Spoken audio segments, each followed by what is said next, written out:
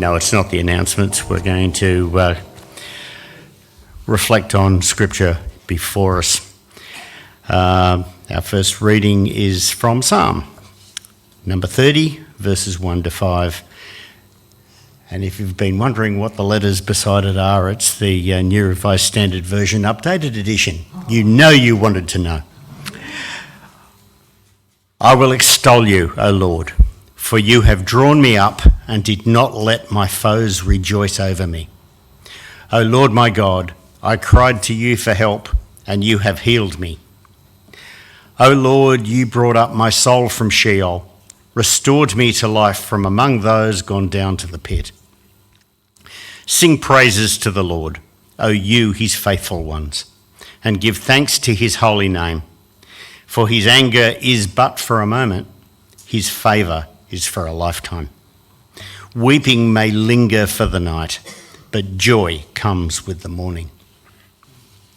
And moving to our gospel reading, Mark's Gospel, of course, chapter 1, from verse 40. A man with a skin disease came to Jesus begging him, and kneeling, he said to Jesus, "If you are willing, you can make me clean." Moved with compassion, Jesus stretched out his hand and touched him and said, "I am willing, be made clean." Immediately the skin disease left him, and he was made clean. After sternly warning him, he sent him away at once, saying, "See that you say nothing to anyone, but go, show yourself to the priest and offer for your cleansing what Moses commanded, as a testimony to them." But he went out and began to proclaim it freely and to spread the word, so that Jesus could no longer go into a town openly, but stayed out in the country, and people came to him from every quarter. In this is the word of the Lord. Thanks be to God.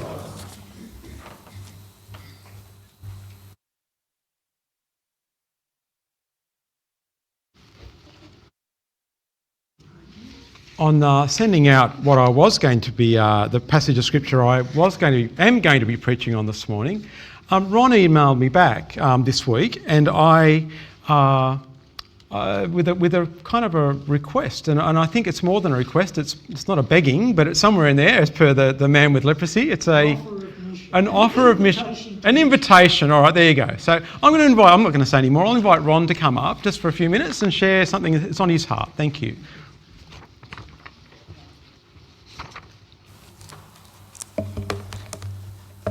I don't think Graham made a mistake with the lectionary. I think it was God working in mysterious ways, his wonders to perform.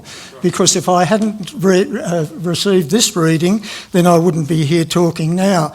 I want to talk a little bit about leprosy, because that's what our reading was about today, and about the leprosy mission. Now, you're all aware of leprosy. There are different types of leprosy, skin disease, caused by a bacterium, and you've all seen the photos of people with stunted limbs, clawed hands and feet missing and fingers and toes all over the place and so on, and people who've had amputations. It's caused by this bacterium, and it is actually curable if it's got in time. If they get it in time, they can cure it with a cocktail of antibiotics.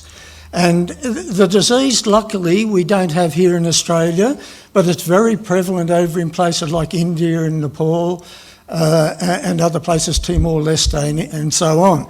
Now, what I wanted to do today was talk about an invitation that the Leprosy Mission of Australia has put out. And Kyle, you might like to put the first slide up there. And the Leprosy Mission of Australia has, for many, many years, been supporting a hospital over in Nepal. And what they want to do now is to build a proper 10-bed self-care unit for it. They did have one, which was in an appalling state, and I can show people a photo of that later, of what it was. It's been demolished now, and they've put down the trenches and the footings and so on for the new centre there. Now, as you can see, and I don't want you to be scared by these numbers, they're only numbers, But what the cost of the project is $90,771. Now, they're not asking anyone in this congregation to pay that amount. But what they are doing, the Leprosy Mission of Australia, they're seeking 100 benefactors. That could be individuals, groups, churches, corporations, whatever. 100 groups that would put in $907. $907. And this new unit is going to have dormitories, it's going to have all those things that we would take for granted, such as toilets, wash basins, ceiling fans, extractor fans, all of those things that we take for granted, and yet those things are not available to these people. If we could have the second slide, Kyle. The question I want to ask is whether or not this church would be prepared to be what they call a hospital hero. That's the title, not the title that I'm giving, that's the title that the Leprosy Mission of Australia is giving to anyone or any group or any church or corporation that can give $907. And I'm asking whether or not we could do that. Now, what they're going to do when they build this new centre, and they want it done by September, they've got a whole program set out, and I can show anybody who wants to see it, the timeline for all of this. They want to have it all done by September, and then in the hall, in the meeting hall, they're going to put up plaques. It's going to be a gratitude wall, as they call it, a gratitude roll. I always feel that we are the ones that should have a gratitude wall up the back of our church, being grateful for all the things all the blessings that we've got.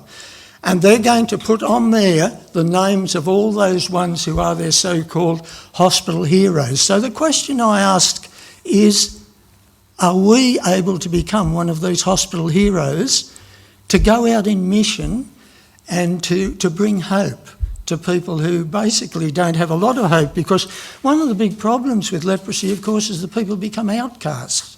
The stigma. And this goes way back. You go back to Leviticus and have a look in Leviticus chapter 14 and see all the purification that the people had to go through there with their priests and so on because of the stigma. And as I said, they can cure this if they get it in time. But the problem is, because of the stigma, a lot of these poor people won't even go to a hospital. They can't get there, some of them, because of their foot's missing, or for some other physical reason they can't get there. And so what I decided to put to Graham and to put to you is this. Could we get that $907 and do something to bring hope to these people who basically have a fairly hopeless existence? So what I'm prepared to put my money where my mouth is. Now, I know this is a big sacrifice, but I'm prepared, if we can get $800, I'm prepared to put the top 107 there to get it up to the 907. Now, as I said, that'll be a big sacrifice. I'll have to give up going to Taylor Swift concerts and all this sort of thing that I really wanted to go to. But I'll just have to stay home, I suppose, and play my Bing Crosby 78s on my wind-up gramophone or something. But look, it's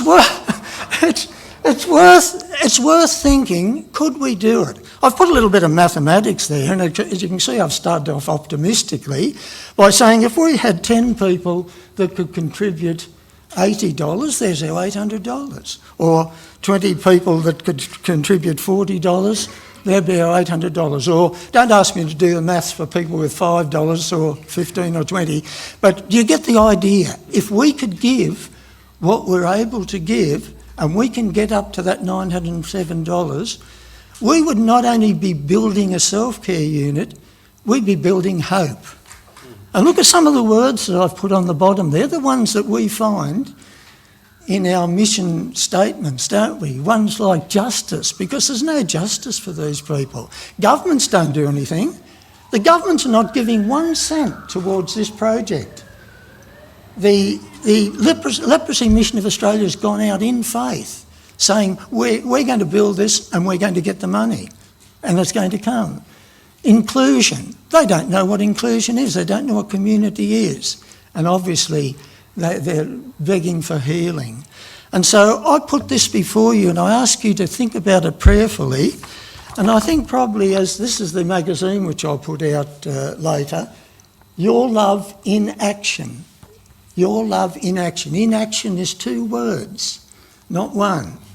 Your love in action. Do we have that love? Do we have that love? I think we do. And that's my invitation to mission. Thanks, Graham. Thanks, Ron. I heard a number of sort of appreciative, agreeing voices as you were speaking. So I'm going to suggest that we probably can. I'm sure. So I'm going to suggest the way through this at the moment would be that before you go home today, come and see Ron. And Ron's got something he can give you. I'm putting my hand up, saying I'm putting in 80. So I'll be one of the 10. So feel. Oh no, that's right. I have to sell my ticket to Taylor Swift. You're right. Anyway, but if you're able and would like to participate, then please see Ron at the end of the service. We're looking for 10 people, and or 20. If you can put up 40, then yeah, well, I'm sure we'll get there. So otherwise, you'll see some notes in user notes over the coming weeks just to make up the shortfall. No, it's due by the 27th of February. We'll sort it out. The money will go into our church bank account, and we'll make a donation on behalf of Corrimal Uniting Church. Is how it will work. All right, so I'm just going to give you a little brief homily as we go. In our passage this morning, there's a leper, skin disease. Like the Greek word's a little bit open exactly about what it is, but we take it to be someone who's got leprosy, who comes and lays it all on the line, puts it all at risk, breaks religious and cultural law. You see, lepers in Jesus' time, and because we don't live in a society where there is leprosy, like we don't live in a country where leprosy, or at least it's very, very rare. It does happen in some of our Aboriginal communities, in fact, in the Northern Territory sometimes. But there's so much misconception about leprosy. People think that you can catch it just by being in the same room or being in the same postcode.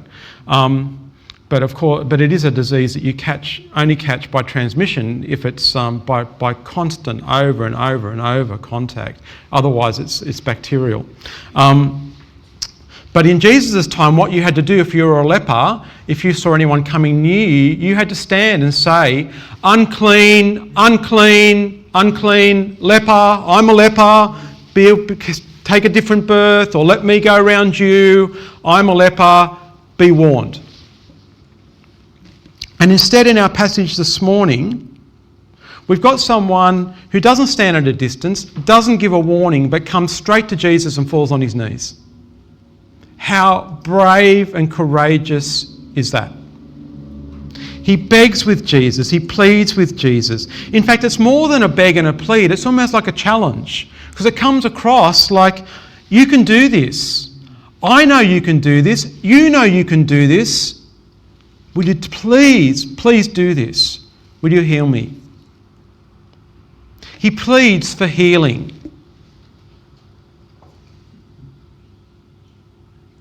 He's pleading for change. Now, those two things don't always go together. You can be healed and not change very much. He's pleading for his freedom. He's pleading for his life. And Jesus, now the word we get is pity, but it's kind of a mixture in the Greek. It's a mixture of pity and anger. Yeah. And in other versions, it's kind of translated as compassion, which is an interesting thing because we often see compassion as this really soft kind of, you're a snowflake if you've got compassion. Well, let it snow, I'd say. But compassion is this kind of thing that says it has got a mixture of anger at the way things are.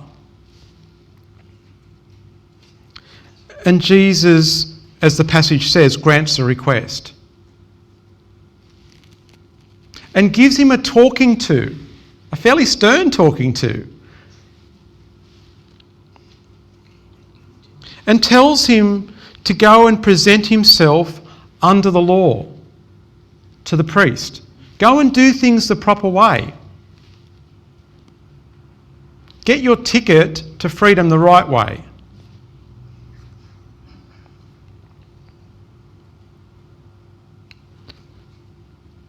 The other part of the request, or the demand actually, is keep quiet about this. We might come to that a bit later on in passages in coming weeks about why does Jesus ask people to be quiet about what he's doing. I think it's, just to give you the quick answer, if you're only going to be here this week and not for a while, and you might miss it, but I want to say that I think it's in this part of the passage, and what Mark is building is this sense that Jesus needs this space to work subversively, to not hit the authorities really early. He's got a lot of work to do that goes against the system. And for a while he needs it to be done. It might feel like secrecy, but I think it's more about this space to work subversively, to work against the tide. The leper, of course, must have been deaf as well, and doesn't listen. I can't make a lot of sense of that sometimes in this passage. It must be an author's thing. I can't fully give you the full reasoning behind it. I'm not going to pretend I know exactly the answer. But he breaks it. He just kind of says, you know what, he breaks the whole... He says, in other words, if this was modern day, the church doesn't matter. I don't care what the church thinks about me. I'm free. I don't care what the church says about me. I don't care what the priest can do. You see, to get ritually clean, as Ron kind of pointed to, is this sense, back in Jesus, in this time, you would have had to go to the priest, you would have had to get permission to go to the priest, you would have had to beg for your life there, you would have had to take with you a pigeon, there would have been the death of a pigeon, there would have been blood, it would have been put all over your scars and your disease and all that kind of stuff, and there would have been considered a cleansing that way, and then the priest would pronounce you clean. And the leper says, I'm not interested in that. I'm not interested in what the synagogue thinks about me. I don't care what the priest's religious power is. I'm free. I'm healed.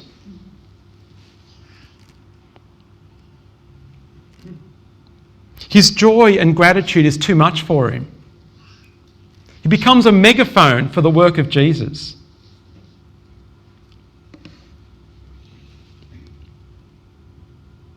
For the work that Jesus has done in his life.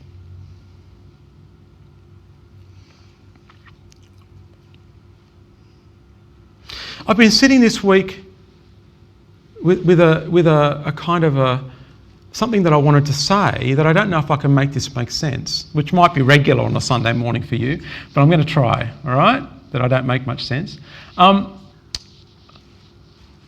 it struck me this week that in the passage it uses the word that he is clean and that the affliction leaves him. Now, when I've imagined this passage, when I've read this passage, because it turns up in the other Gospels as well, I've always sort of, for some reason, I've just kind of assumed, it realised it confronted me this week, I've always assumed that it probably meant, when he was healed, he got his digits back and he got his hand back, or he got, all that kind of stuff, it all got restored to be healed from leprosy. But that's not the word that's used here.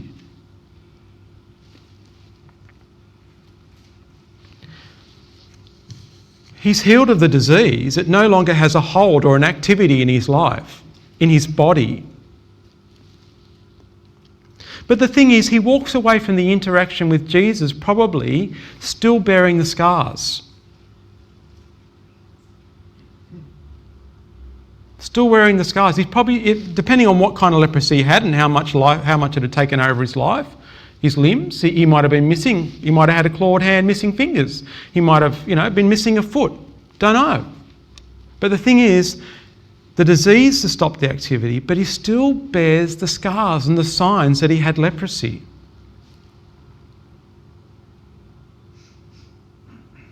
He's free to live. He has this freedom to mix back in But the thing is, there will be people who still remember. There will be people who will still hold him to his leprous state, even though he doesn't have it anymore. They'll still be scared. They'll still be fearful. They'll still take a wide berth.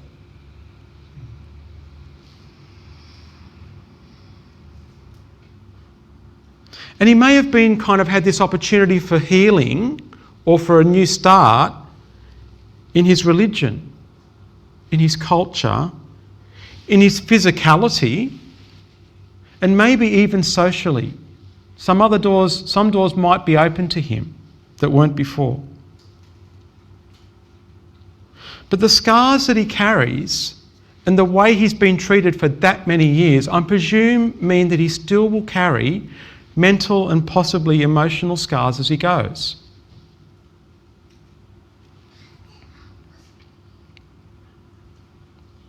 And I think what I'm trying to say here today is we meet many, many people,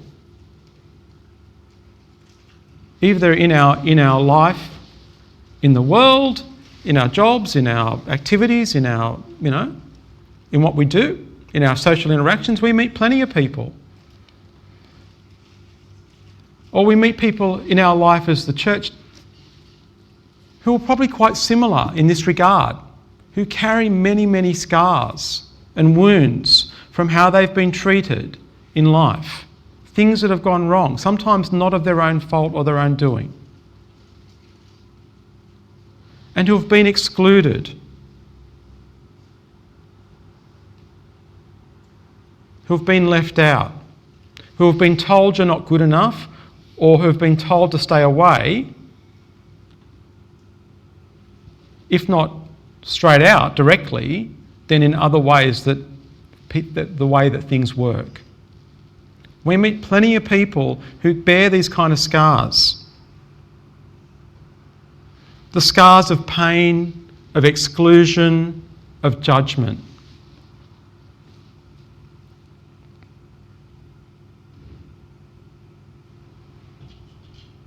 This I've heard people in my time, and you may well have too, who have used a phrase along the lines of, what they're saying is, I feel like a leper. Has anyone ever heard someone say something like that? Yeah, I feel like a leper. I feel like I've been, I feel cut off.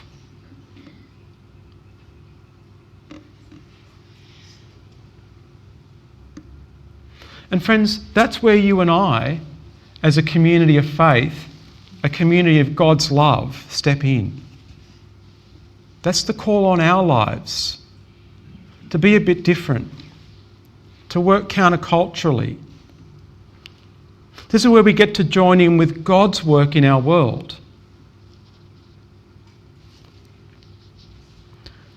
To be prepared to be inclusive, where regularly people experience exclusion. To be prepared to befriend someone where regularly there is estrangement.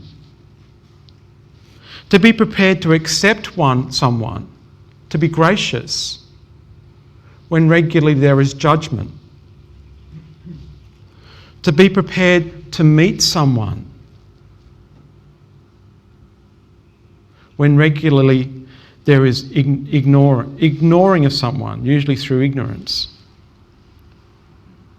And to be prepared to love people where regularly those interactions are ridden by fear.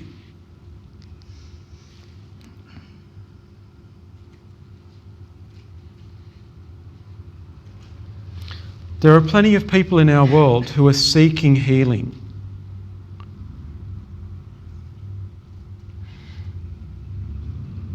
There are plenty of people who we encounter who are seeking healing.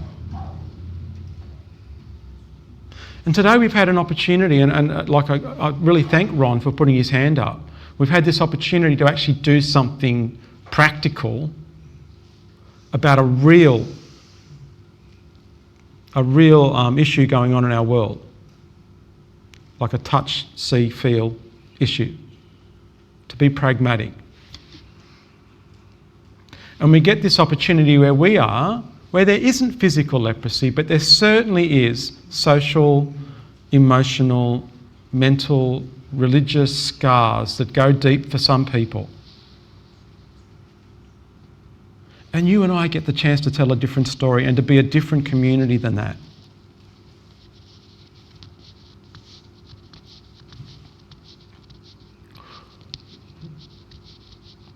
In many ways, we won't take away the scars. They'll always be there. And if you're struggling, if you're someone who feels like the leper in our story today, if you're someone who feels like you're on your knees begging God, keep going. We'll hear you. Don't give up. Be open to the challenge and the change. And we'll try and walk with you. Know that in God's eyes, this passage of Scripture is one of those really beautiful passages that reminds us that in spite of what the world thinks about you, or in spite of what the world says about you, or in spite of the story you might have felt like you've heard through the church in years gone by,